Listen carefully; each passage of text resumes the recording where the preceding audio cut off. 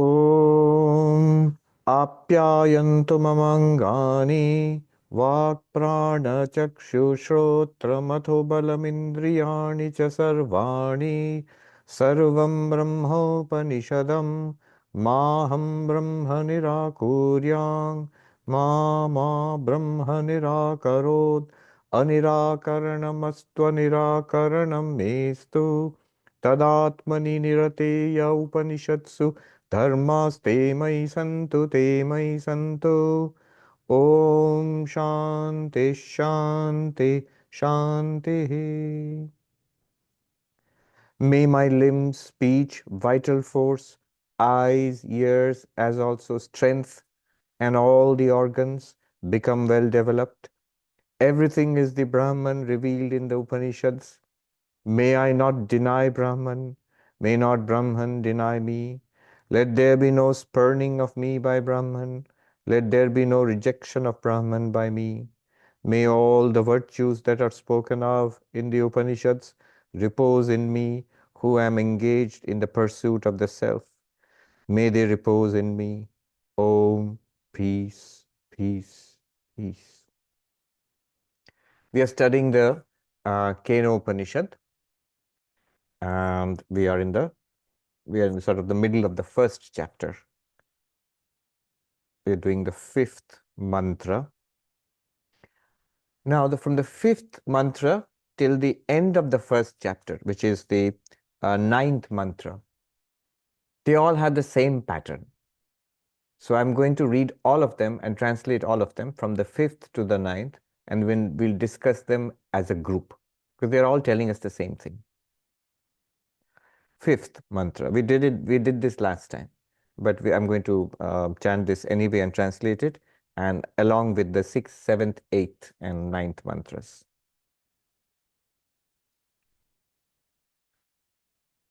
Yadvachanabhyuditam yena vagabhyudyate tadeva brahmatvam vidhi nedam yadidam upasate.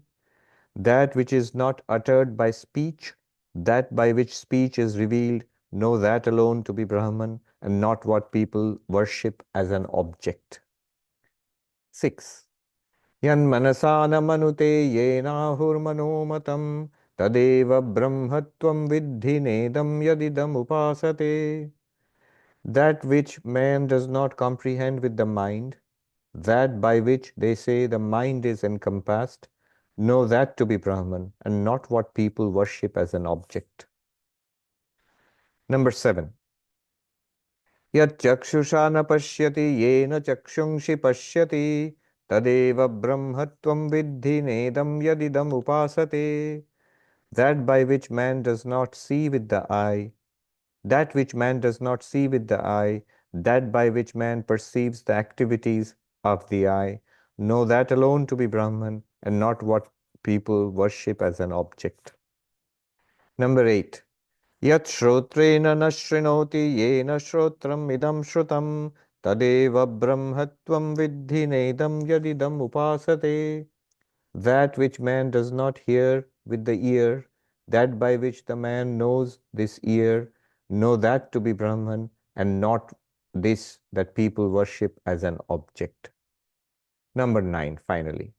Yat pranena na praniti yena prana praniyate tadeva brahmatvam vidhi nedam yadidam upasate. That which man does not smell with the organ of smell, that by which the organ of smell is impelled, know that to be Brahman, and not what people worship as an object.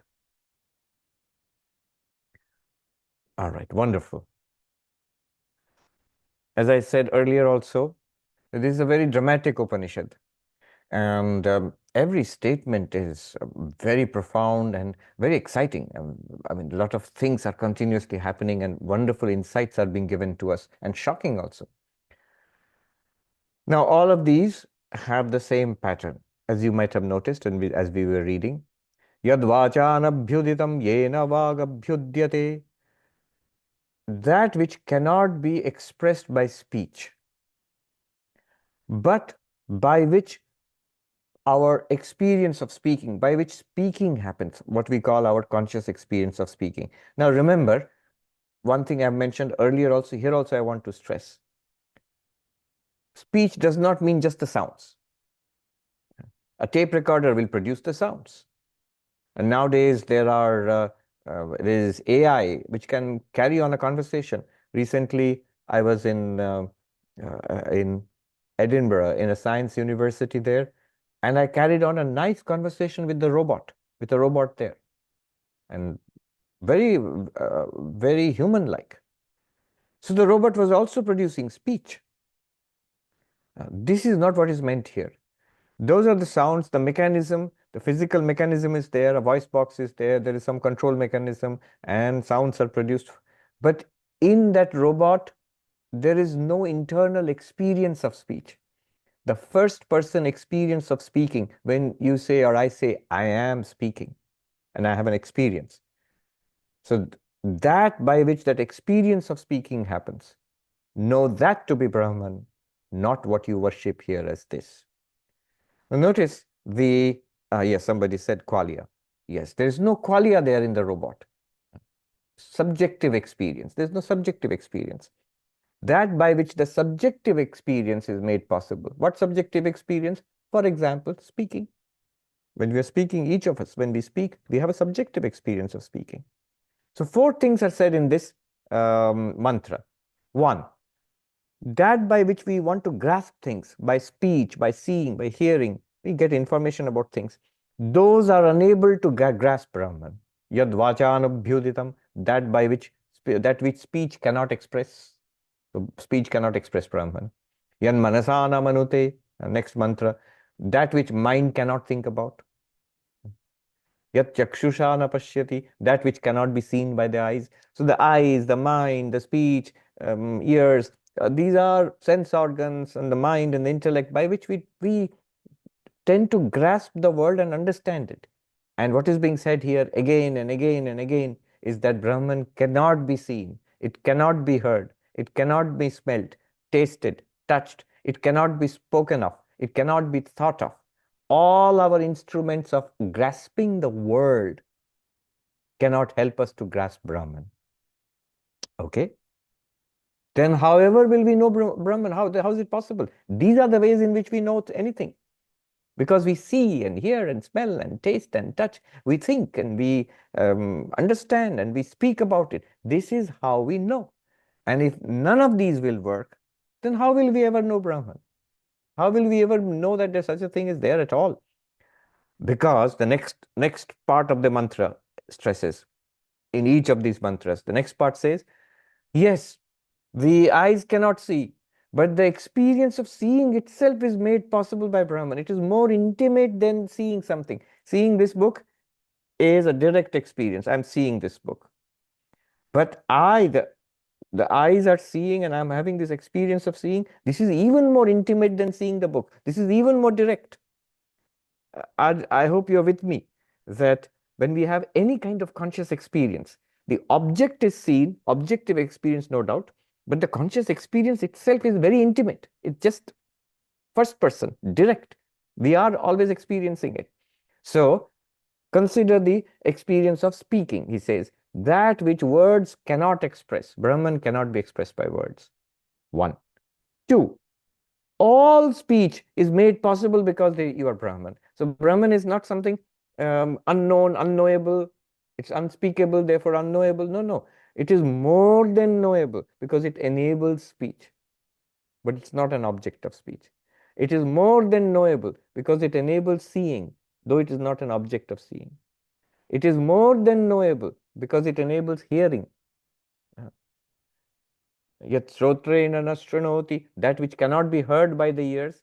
Yena shrotram idam shrutam, by which the first person experience of hearing becomes possible, by which the first person experience of seeing becomes possible, the first person experience of thinking becomes possible. That is Brahman. It is showing that it's not an object of our senses, not an object of our mind, not an object of our speech. But whenever the senses are functioning, whenever the mind is functioning, whenever you're thinking or feeling or remembering something, desiring something, enjoying something, suffering, in all cases, that Brahman, that consciousness is present. And in fact, not only present, it's because of that consciousness we are able to see, hear, smell, taste, touch. We are able to think, remember, speak, enjoy, suffer, be spiritual, be worldly, whatever it is. All our life is made possible because of that consciousness. Tadeva brahmatvam vidhi. Now that consciousness, next part of the statement, that's the mantra, is even more dramatic. We have got two parts already. One is it's not an object to be grasped by senses, by mind, by speech, nothing. And yet it is behind, it is powering, illumining all senses, mind and speech and all activities, all our experiences. Third, this consciousness, which is your reality, which is which we are, it is third, it is saying Tadeva Brahmatvam Vidhi. Very interesting statement. It is saying it is the reality of the world. See, why this is dramatic is because we sort of get it when people say you are consciousness. We get it when people say, when Vedanta teaches us you are the witness consciousness. We can do Drik Drishya Viveka and understand at least and feel for ourselves also that I am the witness. But now he's saying this witness, yes, this witness is the ground of the world, is the reality of the world. It is from which the world emerges, world exists and world disappears. What is the definition of Brahman? The definition of Brahman is Janmadhyasya Yataha, that from which the creation, existence and disappearance of the world takes place. Asya Jagata, of this world, Janma Sthiti Bhranga Yasma Tad Brahma, from which the universe emerges, in which the universe exists, into which the universe disappears. That is Brahman. That is what is understood in Vedanta, in religion, as God, the creator of the universe, the preserver of the universe, the destroyer of the universe, the omnipotent, omniscient, omnipresent, all of those omnis, all of these qualities which we call in Vedanta Saguna Brahman. But now it is saying, this mantra is saying, you, the pure consciousness, which cannot be seen, which cannot be spoken about, which cannot be thought about, which cannot be heard, which cannot be tasted or smelt, yes, that you, the pure consciousness, is this Brahman. Tadeva Brahmatvam Vidhi. And not only that is Brahman, that alone is Brahman. Tadeva. There is no other Brahman. There is no other Brahman means, what do you mean? What is this that we worship? We go to temple and mosque and church, all the religions which worship God. God is the creator of the universe. God is the reality behind this universe. That God we worship in religion. You're saying there is no such God? No. There is no God which you worship as this, that which is worshipped as this, as an object, upasana, to worship. Idam upasate, what you worship as an object, other than you, other than that witness consciousness. Other than you means other than that witness consciousness, your own nature is pure consciousness. Other than that, there is no God. So very dramatic. The whole purpose here is to know Brahman, and the Upanishad says that by which we want to know something, none of those things will work. Yad vachanabhyuditam cannot be expressed by language. Yad manasana manute cannot be thought by mind. Yat shrotrena nashrutam, that cannot be heard by the ears. Yat chakshushana pashyati, cannot be seen by the eyes. Yat pranena praniti, which cannot be smelled by the organ of smell. So no way of knowing this. And yet immediately it assures us, when we think, then I'm agnostic whether Brahman exists or not, I have no idea. You're denying the very knowability of Brahman. What is this God realization then? You're saying it's not realizable. This is more than known, more than realized. Yena vagabhyudyate, by which all speech is manifested, by which all seeing is possible, all hearing is possible, all thinking and feeling and remembering is possible. That one consciousness you are. Up to that, we might even understand Sakshi Chaitanya, pure consciousness. But now he says, Tadeva Brahmatvam Vidhi. This consciousness, you're beginning to understand what is being said here? Yes, I am understanding. That consciousness, now dramatic, it is the reality of the whole universe. And goes further, makes a stunning statement, especially for Hindus. That which you worship as this is not Brahman. All right. So today, I'm going to treat all these mantras as one group because they are all saying the same thing. And I'm going to make some observations about this, exploring the nature of worship, of non-duality, of enlightenment. That will be today's class, and then we'll take some questions. First of all, the big issue, which I mentioned last time also, I just touch upon it before proceeding. Nedam yadidam upasate, not what you worship as this. The question here immediately will be, so is this statement against image worship? I worship God as Krishna, as Rama, as Sri Ramakrishna worship Kali in the image of Kali. Actually, as this image here, I'm worshipping in this temple, in this image, I'm worshipping God. And the Upanishad says, not what you worship here as this. That is not Brahman. That's not ultimate reality. What is going on here? First of all, let us understand what is upasana. I mentioned it last time also. Let me quickly recapitulate. What is exactly the technology of worship in all religions, but in Hinduism, it's very well thought out. What's going on here? People misunderstand. Hindus are worshipping images of stone or metal or whatever it is, or clay. I was listening to a talk by Professor Arindam Chakravarti, and this was a talk given about 5 or 6 years ago in India. He's giving a talk, and he's talking about from Kashmiri Shaivism how Shiva, who is pure consciousness, has actually become everything in this universe. And the composer of the verse is expressing amazement. Oh Shiva, you have come down to be even this stone. You have become this stone. You have become everything in the universe, down to consciousness has become a stone. I say, this how amazing this is, but how stunning that you, O Shiva, who are pure consciousness, you have become this stone. And then Professor Arindam Chakravarti was very witty and insightful. He said, if you go to New York, and he's talking in India, if you go to New York, in the Central Park there, you will find many young people who are trying their best, whose goal is to get stoned.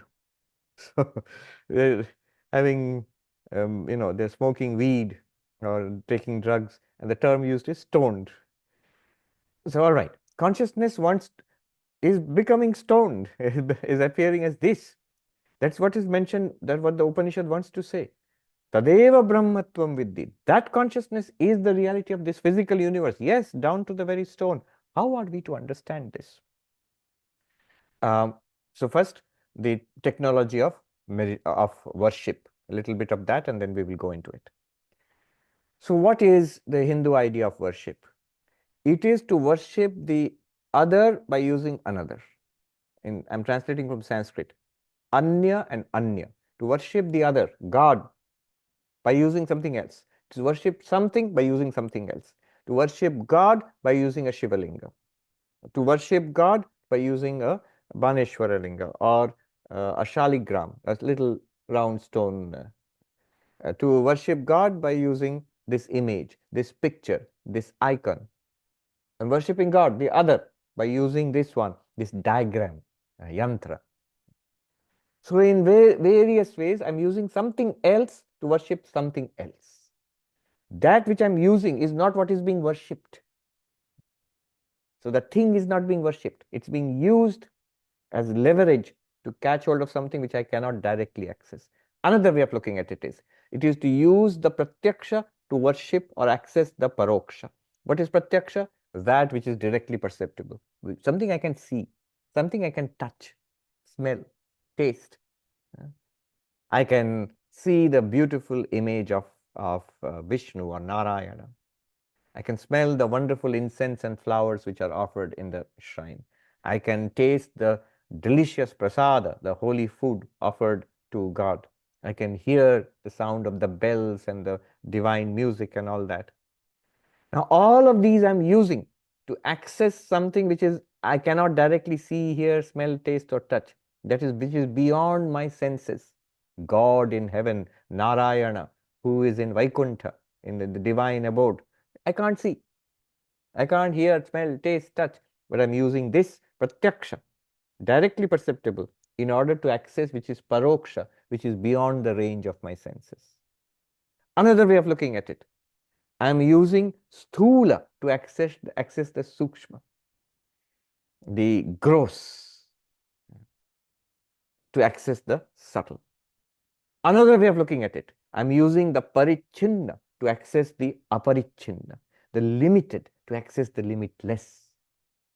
What is the limited? This image, this picture, this diagram is limited. It's a particular creation right now, right here.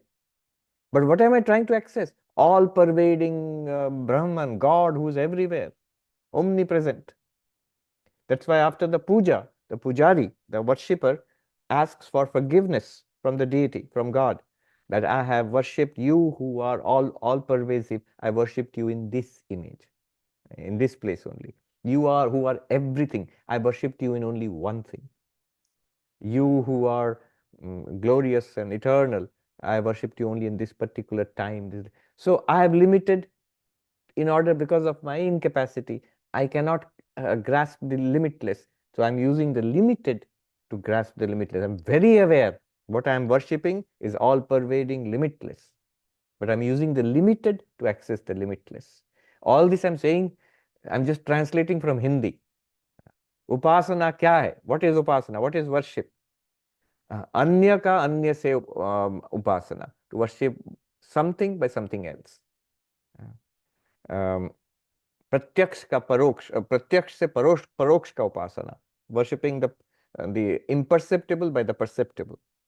Then he says सूक्ष्म का स्थूल से upasana, to worship the subtle with the physical, using something physical, water and flowers and image, all physical. But what I'm worshipping is not physical, it's spiritual. And the limitless with the help of the limited. So this is the idea of upasana, of worship. Let me boil it down further using the language used in these mantras. What is the language used in these mantras? I, this, that. I, the consciousness, this thing which is present before me, that God. All devotional worship. This is the paradigm of devotional worship in all religions. It is the I worshipping the that using the this. Let me repeat. I, this, that. I worshipping that, which I don't see right now, using this image, temple, incense, flowers, mantra, rituals, all of that. So that I am worshipping, that Shiva, that Durga, that Kali, which I am not seeing. Why am I calling it that? Because it is in Sanskrit paroksha, beyond the range of my senses. And what am I using to worship that paroksha? Pratyaksha, this. So I worship that using this. Why? Why? Because my ultimate goal, if it is moksha, liberation, the idea is by the grace of that. That, it can mean Narayana, it can mean Shiva, it can mean Kali, Durga, it can mean Jehovah, Allah, Father in heaven, any conception of God, the omniscient, omnipresent, omnipotent God. By the grace of that, I will be liberated. By the grace of that, I will get liberation. I'm not talking about worldly gains. By the grace of that, I will get money. By the grace of that, my illness will be cured. Those are really small and tiny things. But by the grace of that, I'll get liberation from samsara, moksha. What is the form of that liberation? The form of the liberation in the Vaishnava Shastras, Salokya, Samipya, Sarupya, Sayujya. I will go, Salokya means the same divine abode. After death, I will go and reside in Vaikuntha. I will go and reside in Kailasha, or in the Christian heaven, or the Islamic heaven. Buddhism does not have God, but Buddhism has heavens. There is pure land. The abode, multiple heavens are there. The abodes of the Buddhas. I will go and reside there. That is called, that's moksha, that's liberation, because you will not come back from there. So that is one kind of liberation, residing in heaven with God. Then samipya, not only residing in heaven, your address, your zip code is the same as the zip code of God. So that means you reside in the same neighborhood, in a better neighborhood, in the divine neighborhood you reside. Samipya means close, close to the divinity. Not only heaven, but you're close. You're in the inner circle of God. Still individual, still retaining individuality. Then this is what Sri Ramakrishna calls eating sugar. Eating sugar, not becoming sugar, eating sugar. Then there is Sarupya. You get the glories, the form, and all kinds of divine glories of God. It comes to you also. You're close to God and you share in the glory, reflected glory, we call it. And then Sayujya, become one with God. Now, these are various forms of liberation when I am worshipping that with the help of this. This whole thing is being criticized here by this Upanishad. What is the problem here? One sadhu put it very nicely. He says it's like a king, Raja. Suppose a king says, come and stay in my capital. It's like going to heaven and staying with the king. Come and stay. I'll give you a house. Come and stay in my capital. The king likes you even more. Come stay in the outhouse of the palace, servants' quarter of the palace. I was recently taken on a tour of this magnificent palace just outside Paris, the Versailles Palace. So we went on a tour there, and it seems they have more than 2,000 rooms there. We just saw 10 or 12 of them. And I saw some of these huge, wonderful rooms in the distance. I asked, what are they? So they are all stables for horses. And the king and the queen and the nobility, of course, had wonderful rooms. And the horses also had very good rooms. But the servants had the really poor, small rooms. Now, you can come and stay in the palace, the king says. That is called Samipya. Then Sarupya. The king says, I'll share my royal clothes with you. You can put on my wonderful shiny clothes. All branded stuff you can put on. Used by the king, hand me down. That is, you're sharing the glory of God. And even closer, the king likes you so much, says, come sit next to me. The servant of the king, but the king says, come sit next to me. And out of love, embraces you. The king embraces you. That is Sayujya, merging with God or becoming one with God, temporarily, of course. So, all these are forms of liberation. But in all of this, we still retain our individuality, and all of these are granted by the beneficence of this omnipotent power who is different from us. And what is granted can be taken away. We have in the Purana so many stories. Vishnu says, sometimes out of happiness, sometimes out of annoyance, sometimes out of some work to be done, he might say to Narada or those who did dwell with him, those who are most beloved, go to the earth and do this job. Something has to be done in the world. Or God might say, I am going to become an avatar and descending on the earth for the welfare of the world. You, and you. He'll pick up the people who are close. You come with me. They'll have to come. They'll have to be born. Sri Ramakrishna gives the beautiful vision about Narendranath, Vivekananda.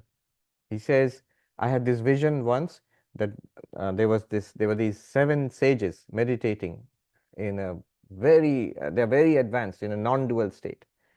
And they were in deep meditation. And there was a mass of light all around them. And a part of that light coalesced into a divine child. And the child came to one of those sages and aroused him partially from the meditation and said to that sage, the world sinks in darkness, is sinking in darkness. I go, will you not come with me? And then the sage showed his ascent and again plunged into meditation, and the child descended on the earth in a beam of light. Now, this is Sri Ramakrishna's vision. And the sage, of course, is Vivekananda, who comes a few years later, is born again, is born in the earth now. But my point here is not so good. My point is, you are in this constellation, and every time God picks, I'm going to become an avatar. You come, and you come with me. You have to come. I'm joking, only partially joking, of course. You have to come. Or it could be the Lord becomes annoyed with some of his attendants, Jaya and Vijaya, and the Lord curses them. You will be born as demons in the next life, and you will be in the world as asuras, as demons, until I come and set you free from that form. So whatever it is, from an Advaitic perspective, it's a limited kind of freedom. It's a freedom which was not there. By the grace of God, you got it. What was not there and we've got it, can also be lost, logically speaking. And the difference between the divinity is maintained, between divinity and yourself. And difference is maintained, then limitation comes. From a philosophical perspective, the problem is God is limited, you are limited, because God is not you and you are not God. There's a difference between the two of you. And it is, you might even say it's not permanent, or it's not absolute. In Sanskrit, there's a term kaivalya moksha, a permanent and absolute moksha, which Advaita Vedanta talks about. Advaita talks about a moksha which is our very nature, which always was there, seems to be covered up because of ignorance. And even when it's covered up by ignorance, something that is lost by ignorance is not really lost. Something that is gained by knowledge is not really gained. It was always there. Something that's lost by ignorance, we didn't know. Suppose we can't find something. I know it's here, but I can't find it. It's lost by our ignorance. It was not really lost. It was right there in the house. So the Advaita moksha is different. It's not granted by an external power. It is also not something to be actually achieved. It's already achieved. It's already done. We have to recognize it or see it and know it. Different words are there, and get the benefit from it. So what is this Advaita moksha? What does Advaita say actually? We will see now. Let me go a few words, the essence of what Advaita does. We have gone through this again and again, and we have heard this again and again. Let me put it in the most elegant and simple terms I can find, philosophically speaking. It goes like this. This is Advaita. It goes like this. Whatever I am aware of, I am not that. I am this being, I exist and I am aware. And whatever I am aware of, I am not that. It's an object to me. So I'm aware of all these people, I'm not these people. I'm aware of all these animals and plants, obviously I'm not all those animals and plants. I'm aware of all these places, these mountains and rivers, I'm not these mountains and rivers. These are things and people I'm aware of. But so also this body, I'm aware of it, therefore I'm not the body. This breath, this mind, which is so intimate with me, which I think I am this mind, but no, I'm aware of the thoughts, I'm aware of the desires, I'm aware of the memories, I'm aware of the enjoyment and suffering, I'm aware of the waking, dreaming and sleeping of this mind. It's an object, an extraordinary object, extremely powerful, extremely subtle object, still an object. I am not the mind. I am that awareness, that existence, which is aware and of the mind. I am aware of objects in the world.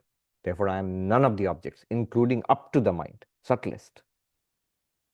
I am aware of also all space and all time in this world. So I am not this space, this time, or these objects, whatever they are, including body and mind. I exist and I shine. I am awareness itself. This is the first step in Advaita Vedanta. In your understanding, you separate the awareness from objects, yourself from objects. Okay. Now comes the second step. Up to this is what the Upanishad is saying, that which the mind cannot think of, eyes cannot see. This is awareness itself. But because of which the mind thinks, the speech speaks, and the eyes see, and this is awareness itself. This is called Sakshi Chaitanya, the witness consciousness. I am the witness consciousness. Now, still not Advaita. This is Sankhya. This is dualism. This is yoga. Advaita will now say, did you not say that all objects are objects to you? You are not those objects. You are awareness. Yes. And in the space and time also, you are not them. They are also objects to you. Yes. And these objects appear in you, the awareness. Yes. This space and time also appears in me, the awareness. Advaita says what appears and disappears in you cannot be separate from you. As the waves in the ocean arise and subside back into the ocean itself, those waves are at no time different from the ocean. Before they arose, they were one with the ocean. After they subside, they are one with the ocean. Even when the waves have arisen, they are one with the ocean. It's nothing other than the ocean. Similarly, space, time, object are appearing in this ocean of consciousness which you are. They are not separate from you. The witness consciousness, the universe, which is an object to the witness consciousness, is not separate from the witness consciousness. Since the witness consciousness, since the witness consciousness, it is in the witness consciousness that all these objects appear, that space appears, the time appears. Since space appears in the witness consciousness, then the witness consciousness is not a limited thing in one body. It is all pervasive. It pervades space. I will explain. It is like this. Imagine a dream. And in the dream, everything that appears, you are not anything that appears in the dream. They're all objects to you, the dreamer. But also notice that everything that appears in the dream, including the space and time of the dream, they are all dreamt in you, the dreamer. They don't exist independently, separately, standing apart from you, the dreamer. They're all in your mind, the dreamer's mind. Therefore, is it not right to say the space in the dream which you saw, which you experienced, all that space, you are actually pervading all of that space because it is all imagined in you. Is it correct? Do you feel that would be good? In the dream, will we understand if we say, did you see a lot of space in the dream, sky and empty spaces, and yes, cities and villages, yes, houses and all, did you see? Yes. Do you admit after waking up that all those spaces were pervaded by you? You were all of those spaces. You were yourself. You imagined the entire space in your mind that did not exist outside you. We have to admit, yes. Is this understandable? One must see that this is very simple, but one must understand this thing to take the next big step. Just as the dreamer pervades the entire space dreamt of, similarly, you, the witness consciousness, pervade this entire space, which is an object to you, in you, the witness consciousness. Just as you, the dreamer, the time which went on in the dream, which is quite apart from the time which is going on in the waking world where you're sleeping. The alarm clock, that is ticking to a different time. But in your dream, there is a time. That can be years. That can be a long time. That time is entirely within you, your mind, the dreamer's mind. With respect to the time in the dream, you, the dreamer, are actually eternal because you are out of it. As long as the dream continues, and as long as the dream will continue, you will be there, because without you, the dream cannot continue. So with respect to the dream, you're eternal. And because you are out of that dream time, even when the dream stops and the dream time disappears, you are still there very much as the waking person. So you are beyond the time of the dream. That's why you are eternal with respect to the dream. Similarly, the witness consciousness is eternal with respect to this universe, which appears in the witness consciousness. Third, no object in the dream is separate from you, the dreamer. I'm not saying anything profound at all. It's just common sense. When we wake up, when we realize whoever we saw, whatever we saw, including our own body in the dream, it was not a second reality apart from the dreaming mind. The dreaming mind itself appeared as a world and as all people in the world. So the dreamer, the dreaming mind, the dreamer, let us say for short, is non-dual with respect to the objects in the dream. The objects, the people, things, they are not countably second realities. If you saw 100 people in your dream, it's not that the total number of people in your dream, actually speaking, is 101. You, the dreamer, plus 100 other people. No, no, no. It is just you, the dreamer. Those 100 people are not countably second. They're all you. You are appearing as those 100. So you are non-dual. The dreamer is non-dual with respect to the objects in the dream. Similarly, the witness consciousness is non-dual with respect to the objects of this universe. Put it together, what did I say? Using the dream example to understand this. With respect to this universe, you, the witness consciousness, you are all-pervasive, sarvavyapi. You are eternal, nitya. You are non-dual, Advaitam. This all-pervasive, eternal, non-dual witness consciousness, another name for that is Brahman, Brahma. The Sakshi Chaitanya is Brahman. The witness consciousness is Brahman. This is the meaning of the Mahavakya. Mahavakya, great statement. Tat Tvamasi. Tat means Brahman. What is Brahman? Eternal, all-pervasive, non-dual. What is that Tat? Tvam, you. What are you? Sakshi Chaitanya, witness consciousness. Not as a stipulation, not as a doctrine, not by force. We must understand this first.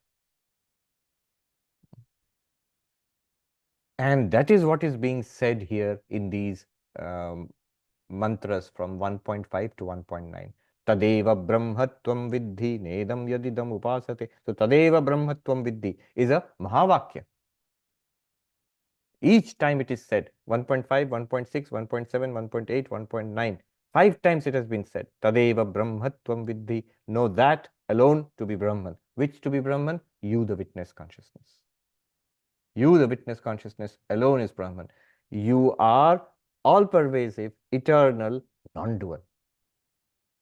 This is Vedanta. Another way of putting Vedanta, Sakshi Chaitanya is Brahman. You, the witness consciousness, are Brahman. And only you. Tad eva. There is nothing else that is Brahman. As I said, I've told you this earlier. Swami Ramanandaji told me, and this has been told to him by Swami Premeshanandaji in the 1950s. Said to him that which reacted suddenly, I've told the story. In Bengali, he said, O chara kono shala bhagavandi. There is no rascal called God other than that. So that witness consciousness, this consciousness which you are right now, your essence, other than that, there is no Brahman. The Brahmatva of the Sakshi Chaitanya, the Brahman nature of the Sakshi Chaitanya is taught by Advaita. This is Advaita Vedanta. What is this world then? This universe, what is this universe? To put it in another way,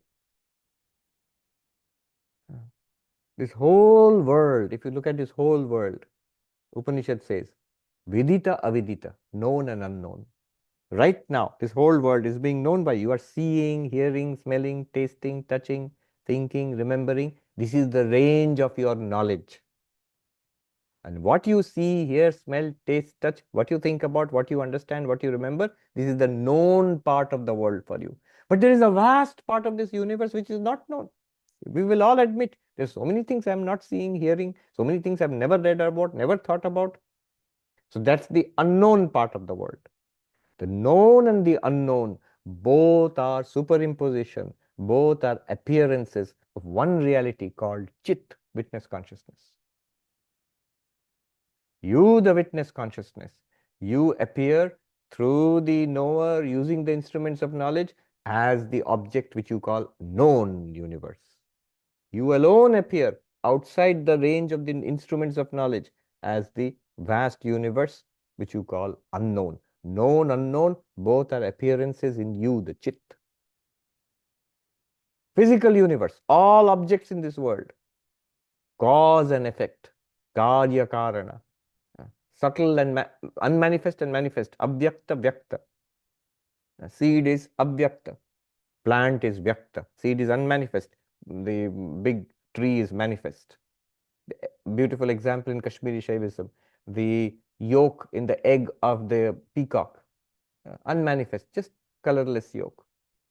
But the peacock with its magnificent display of such brilliant colors in the tail of the peacock, the dance of the peacock, that is the manifest. Both the unmanifest and the manifest, karana, karya, cause, effect. These are superimpositions, appearances of one underlying reality called Sat, existence.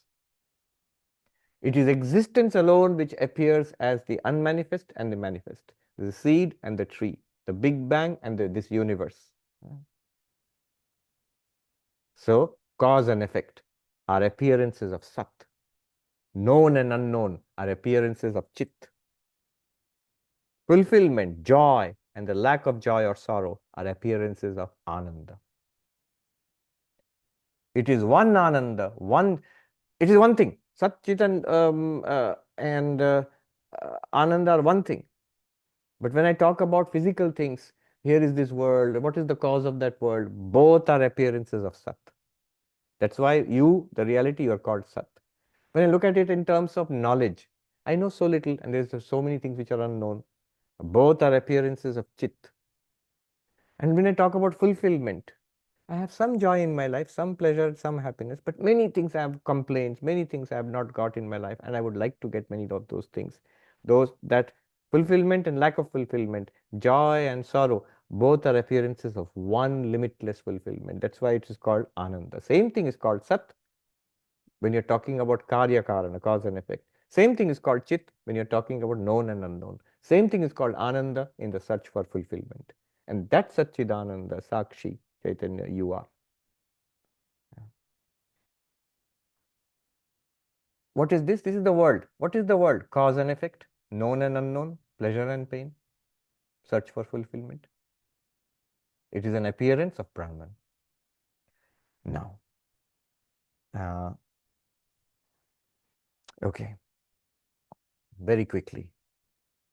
Advaita Vedanta is about oneness. It is not about difference. It is only to reach that difference, to reach that oneness, that we make this difference between seer and seen, witness consciousness and object. But ultimately, you'll see, after distinguishing witness consciousness from the objects, we merge the objects back into witness consciousness.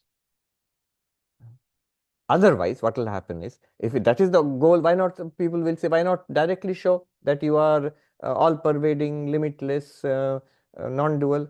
But it's not possible. If I see myself as the body, is the body all-pervading? No matter how obese I become, I can't be all-pervading.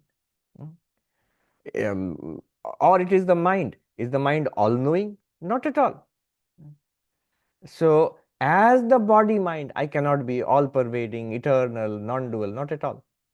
I must discover that reality which is all-pervading, eternal, and non-dual. And that reality is the witness consciousness. Having discovered that, then I notice its all-pervasive nature, its eternal nature, and its non-dual nature. Then only I can call it Brahman.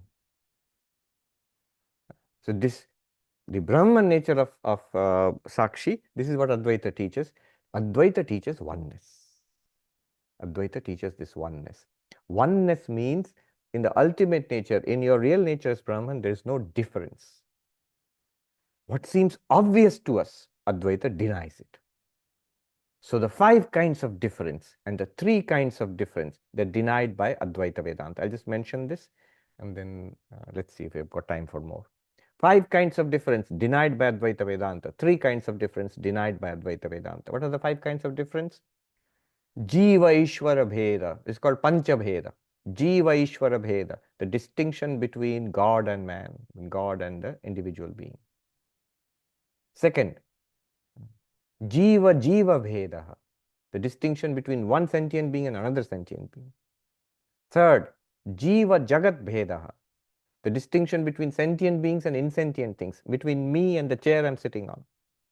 I am a sentient being, the chair is non-sentient, is not conscious, is not a jiva. I am a jiva. This distinction, this is called a bheda. Then Jagat Jagat Bheda, between 2 different sentient things, between a table and a chair, for example, between the earth and the moon, for example, between neutrons and protons, for example. So this difference, this one type of difference. And then Ishvara Jagat Bheda, the difference between the world and God. God is God, this is the world, separate. 5 Bhedas. Pancha Bheda. Madhvacharya in the dualistic philosophy, Dvaita Vedanta says these 5 are true. Common sense tells us these 5 are true. God is different from you. You are different from other sentient beings. You are different from the physical world. Physical world objects are different from each other, and God is different from the world. 5 Bhedas, Pancha Bheda. Advaita Vedanta says all of them are wrong. Denies all of them. There is no distinction ultimately between you and God. There's no distinction ultimately between you and everybody else. There's no distinction ultimately between you, the sentient being, and the so-called insentient world. There's no distinction ultimately between things in the insentient world. And there's no distinction ultimately between God and the universe. no difference. How to understand this? This is completely against our common sense. How? Well, again, look at the dream example. In the dream, if you ask what's going on here, they say there is the God who's called the dreamer, who has projected this universe, who is all pervasive here. And he controls, that dreamer controls everything. Now, we feel in the dream, oh, there is some God called the dreamer, suppose. And in the dream, we feel, I am different from you. And in the dream, we feel, I am different from the chair I'm sitting on. And in the dream, we feel the cup and the saucer are different from each other. Tea and coffee are different from each other in the dream. And in the dream also, we feel that godlike dreamer is different from these objects in this world. We don't know it's a dream. But when we wake up, we will realize, oh, I am the dreamer. There's no difference between me and the dreamer. And not only that, all those people I saw in the dream, they're not different from me. I alone appeared as all of those people. And not only that, the chair I was sitting on in the dream, that also was a dream of my mind, dreamt up by the mind. That was the mind. The mind itself had appeared as the chair. And the I, the guy, this body which was sitting on the chair, that same mind had dreamt up this body. Whatever we see in the dream is the mind. So the body which was there in the mind and the chair on which it was sitting, both are the mind. In this way, and you can extend the example. The chair and the table are not different in what we saw in the dream, because the chair was not a chair, the table was not a table, both were the mind imagined as chair and table, projected as chair and table. Do you see what I mean that way? So in that same sense, between Brahman and the world and jivas, the 5 differences are negated. Pancha bheda nishedha. Negation of the 5 differences. If you affirm these 5 differences, you have dualistic Vedanta, dualistic religion. If you negate these differences, ultimately, they will appear to be different. That goes on.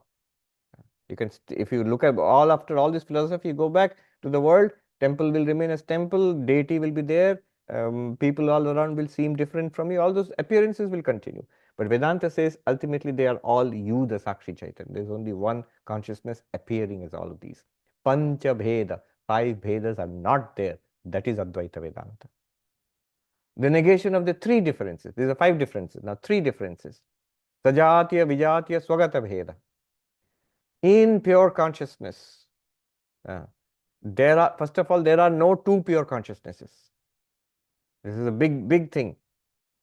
Sankhya will say, Sankhya agrees entirely. Yes, you are witness consciousness. You're not the body, not the mind. I am pure consciousness.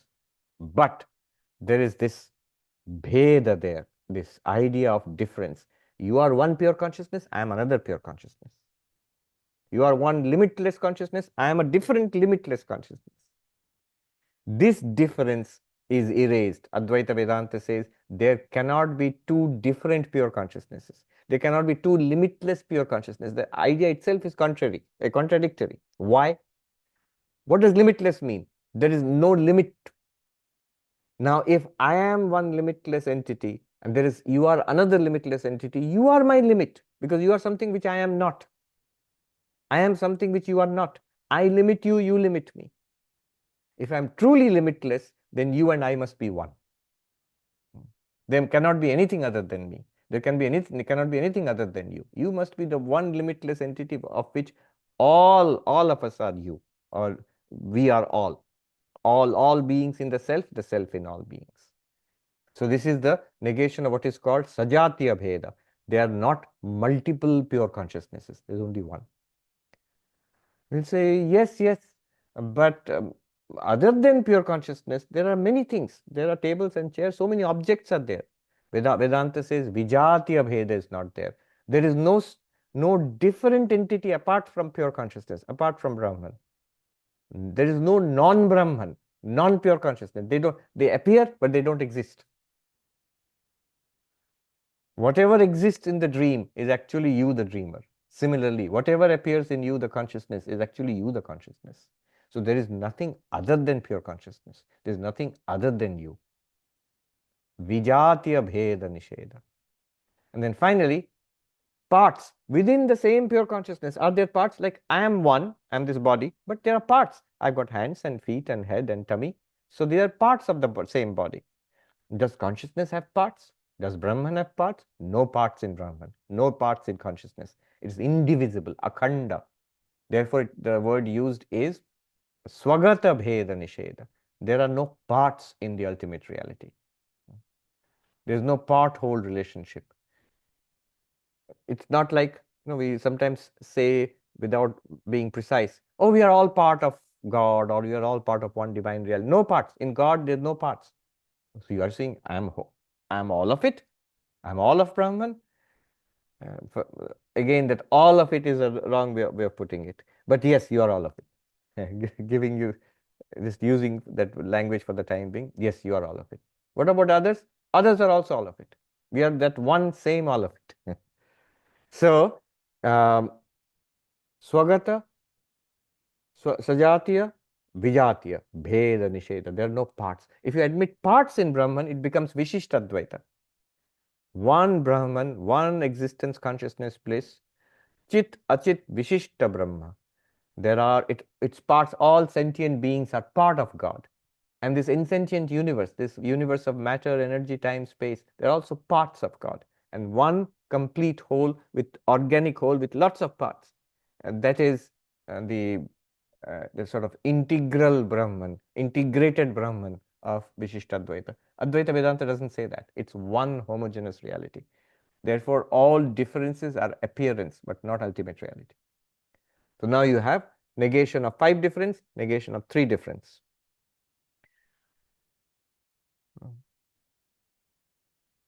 I'll end with this. We've almost run out of time.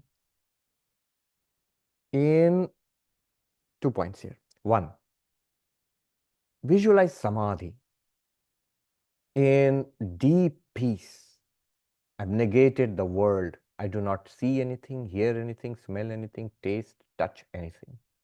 I'm not thinking of anything. I'm not remembering anything. I'm not desiring anything. I'm not waiting for anything. There are no waves in the lake of my mind. Still, silent, prolonged stillness and silence, deepening into a deep absorption, samadhi, absence of the world, only one luminosity I am. What is that? That's the witness consciousness, sakshi, illumining the absence of the universe. Is this enlightenment? Advaita will say no. Even here there is a difference. You are the sakshi, and something different from you, the peaceful absence of the universe, is appearing to you. Prapancha bhava, the absence of the universe is appearing to you. And that absence of the universe will again be replaced soon by the universe. So that will be the dushman, the enemy of the absence of the universe. The universe is an enemy of the absence of the peaceful absence of world, body, mind, the still luminosity. That's great. But now comes the mind and its thoughts and this body and this world. Oh, so much trouble, so many problems. Enmity, then it is not the ultimate reality. If you exclude, first of all, subtle point, if you are the witness of the peaceful stillness, there are still two things there. And second, if the peaceful stillness will be replaced by the turbulent universe, and if your preference is for the peaceful stillness and you reject the turbulent universe, there is something you are rejecting, something you are accepting. It's not Purnam, it's not complete. Advaita is that same limitless existence consciousness bliss in the deepest samadhi, nirvikalpa samadhi, and in day-to-day activity, with eyes open, acting in the world. If you can say, it is literally the same reality. In the waking world, literally the same reality. In the dream world, in the deep sleep, in coma, in death, in anesthesia, if you can say, no difference is there. As far as Brahman is concerned, it is one Brahman, then it's Advaita. You are perfectly comfortable in deep sleep, of course you are. In samadhi, deep meditation, absorption, and in samsara also. You will like Krishna in the middle of the Kurukshetra battle, you're controlling the 5 horses and the chariot in dynamic action with only a faint smile on your lips. You are as relaxed as you are in meditation in the middle of the Kurukshetra battlefield. That is a Purna Jnani. This is one point. Second, then I'll end with this. 3 points. Jiva Bheda, Jagat Satyam, Ishvaro Anyaha. There are many jivas. Jiva Bheda, there are billions and billions of sentient beings.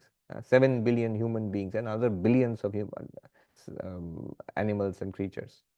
Jiva Bheda. This is ignorance. Jagat Satyam. Here is the world. Separate, independent, real, very solid. Ignorance. Ishvara Anya. There is a God who is other than me. Ignorance. What is Advaita? The negation of all of these three. That ultimately the jivas are not separate sentient beings. There is one consciousness which is you. Ultimately, the world is not a separate reality from you, apart from you. It is you appearing as every little thing in the world. These are all one with you. And third is the God we worship is not this God. It is here. Tadeva Brahmatvam Viddhi. Know that alone to be Brahman, not what you worship here as this. The real understanding of this is, of course, that. And therefore, the worship in this way is not wrong, as long as you understand it is that limitless consciousness alone which is being worshipped in this form. Tadeva Brahmatvam Viddhi. Think, these three, most common sense, and used in all dualistic religions also, that there are many of us. Who will deny this? Jiva Bheda. The world is real and independent of us, separately existing. Who will deny it? That is materialists and religious people both accept. Here is a world and there is some heaven and they are all real, separate. And third, there is a God. Religious people believe there is some God somewhere. That some God somewhere, a real world apart from me, and we are many jivas separate from each other. All three are to be negated. We are one reality appearing as many jivas. Krishna says in the Bhagavad Gita, Avibhaktam cha bhuteshu vibhaktam iva cha sthitam. Undivided in all billions of sentient beings, I am one, but appearing as many. Jagat Mithya, the world is an appearance of Brahman. It's not a second reality apart from Brahman. And Jiva and Ishvara and Jiva are not separate realities. They are one reality. That is the meaning of Aham Brahmasmi. What is that Aham Brahmasmi? Let me just mention here a little bit and drop it. What these 5 mantras have done, notice what they have done is, they're telling you what you see, you cannot see Brahman, you cannot hear Brahman, you cannot think of Brahman, you cannot speak of Brahman. See, what happens is, I, the Pramata, when I start out on my spiritual quest, in order to realize Brahman, that I am Brahman, I must find Brahman, I must find the ultimate reality, pure consciousness, whatever you call it. How do I set out? I set out the usual way I go about to learn things, as the Pramata, as the knower, equipped with a range of instruments of knowing. I go into this quest with eyes, ears, nose, tongue, skin. So 5 senses of knowledge. I am equipped with that, plus mind, intellect, all the books and teachings. These are the speech. In all of these ways, well equipped, I am called Pramata, the knower. I go in search of what? No longer the objects of knowledge. I am going in search of the reality of all those objects of knowledge, which is my own internal reality, which is the Sakshi Chaitanya. What is it like?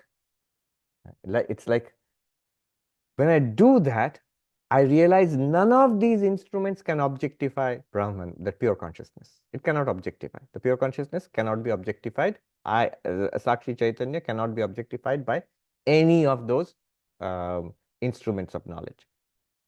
When that happens, I drop my Pramatrihood, my knowerhood. I drop it because none of them will work in knowing my real nature as the witness consciousness. And I remain as the witness consciousness. But then I cannot claim as the witness consciousness, I know the witness consciousness, I see the witness consciousness. I cannot claim that because it's not something seen or known or understood or spoken about or heard or smelt or tasted or touched. This sounds difficult and complex, but Sri Ramakrishna put it very simply. He said the salt doll, it went to measure the depth of the ocean. Once it went into the ocean, it dissolved into the ocean. Now, who will report the depth of the ocean? That's the precise story. What does it mean? I, the jiva, the individual being, ego, with mind and senses, I have set out to know Brahman. I must know Brahman. Who? I, this fellow. I must know Brahman. I must become the knower of Brahman.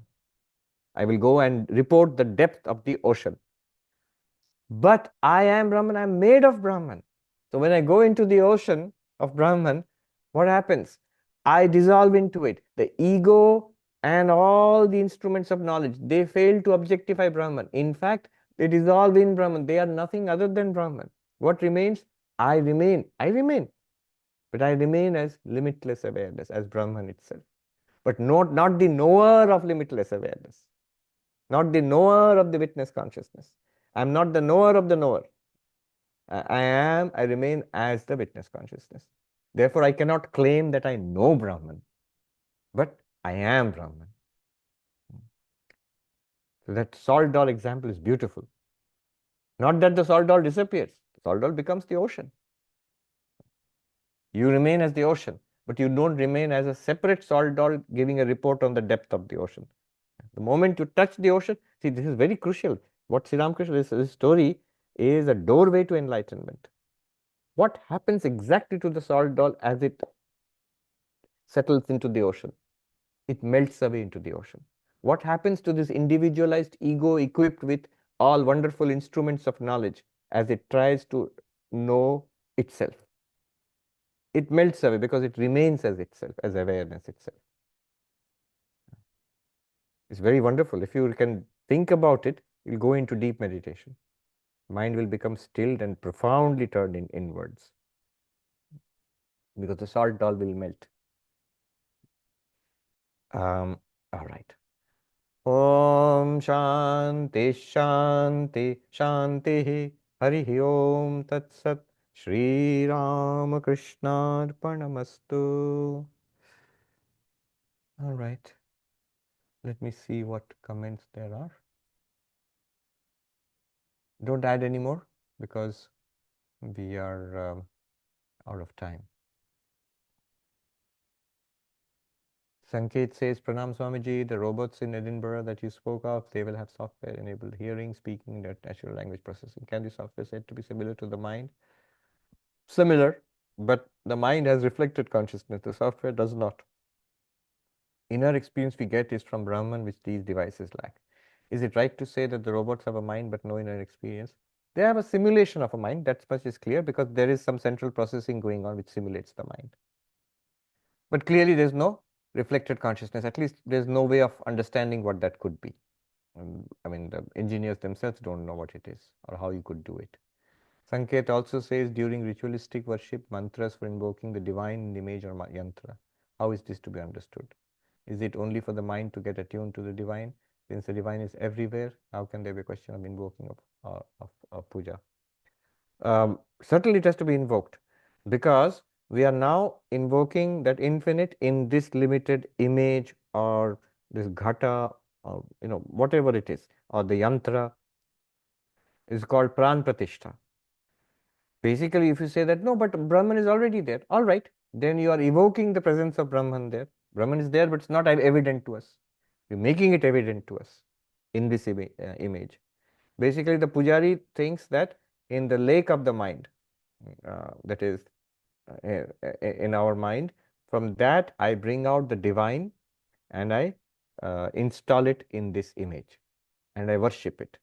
And at the end of the worship, that divinity is again invoked back into the heart. Now, of course, Advaita will say that divinity is already there in the heart, it's always there, whether you invoke it or don't invoke it. But this is a practice which makes this process, which makes the truth more and more clear to the mind. It's a good way of grasping the truth. And notice this process, how Vedantic all these processes are. If I think that image, that stone or that metal image, that itself is God and it's something separate from me, Why would I do the pran pratishtha? Why would I bring out something from within my own awareness and visualize it is being established there?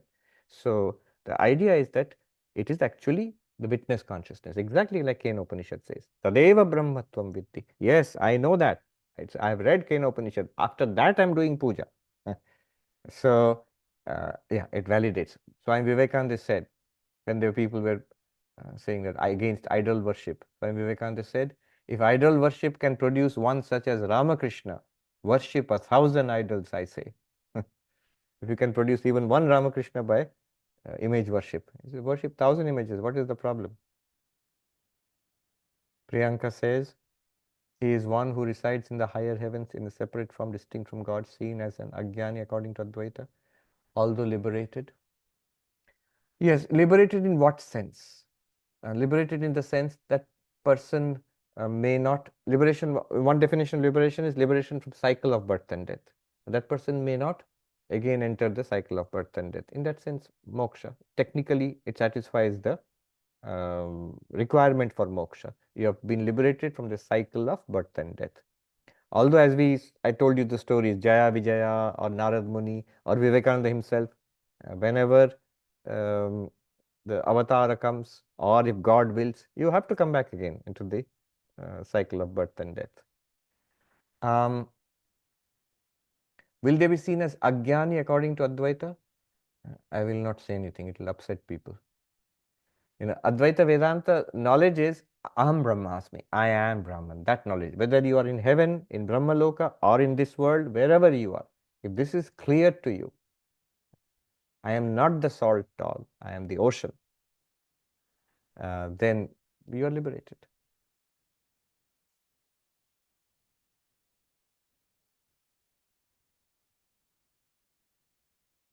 Can Brahman with Sankalpa of manifesting this world be said to be Hiranyagarbha?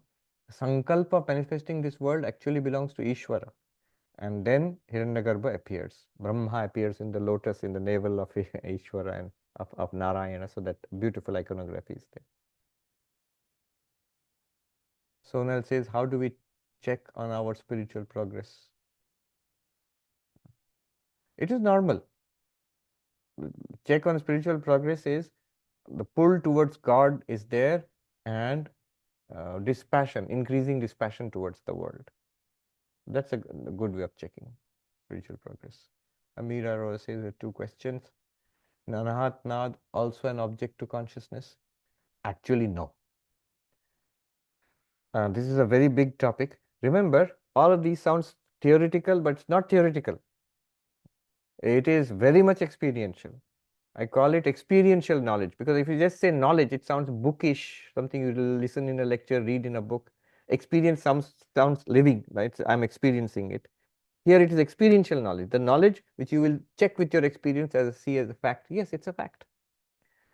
Now, this anad anad, the unstruck sound, is actually at the level of Ishvara and Maya, the unmanifest universe. And it is an experience. So those who have it, I know of some who have this experience. It's an experience, no doubt. And it's not an object really. It seems like an object, but it's not an object. It's our innermost self.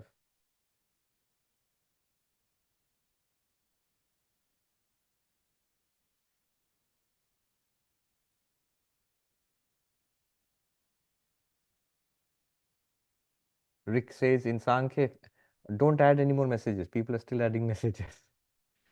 In Sankhya, if everyone's pure consciousness is limitless, then all these pure consciousness must overlap and merge, and therefore there can be only one of them. Exactly. This is the Advaitic argument. How can there be multiple infinites? They will all merge into one. And what distinguishes one from the other? Distinction of one from the other is physical distinction at the level of the body, psychological distinction at the level of the mind. Personalities may be different, but if you abstract the body, mind, and think of just awareness itself, what will distinguish, quote unquote, your awareness from my awareness? It's the same awareness in everywhere. Imagine, even long before pure consciousness, before the Atman, our deep sleep is exactly the same. Our bodies are different. They all look different, and you are located in different places, different. Our minds, our personalities are all different. We have different knowledge, different world life experiences, different personal stories. Our waking experiences are very different. We are all having different lives. Our dreams are also different, but our deep sleep is exactly the same. Consciousness illumining a blankness. What variety can there be?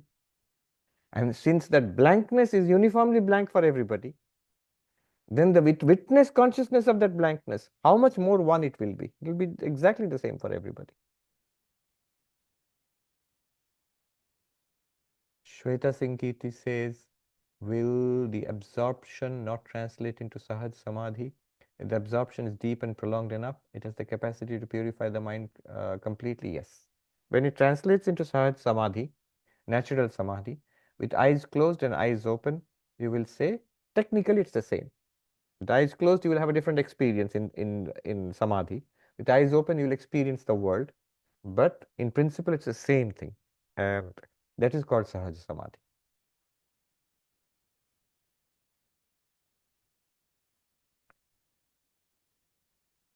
Mary Ellie, how does one know oneness other than understanding with mind?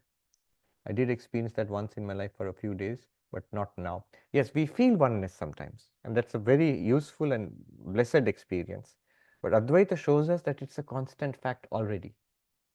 What when it seems we are in the midst of difference, we are actually in oneness. In dreams, we feel we are in the midst of a diverse world, but actually it's one, even when it feels like different, because you are one mind appearing as those. You are everything in the dream. Yet Ramakrishna time and again went into samadhi. Exactly. But if you ask Sri Ramakrishna that is your Mother Kali available only in samadhi and not with the eyes open, he will say no. He says once, with eyes open, with eyes closed, God is there. With eyes open, God is not there. What kind of a God is this? So, with eyes closed and eyes open, that's the highest. First of all, the stage of eyes closed. Set the world aside, I experience God within. If you are a devotee, if you are a yogi or a Advaitic inquirer, shut the world aside. I am the witness consciousness illumining the absence of the world. With eyes open, I am the witness consciousness illumining my own radiance, which appears as a world different from me.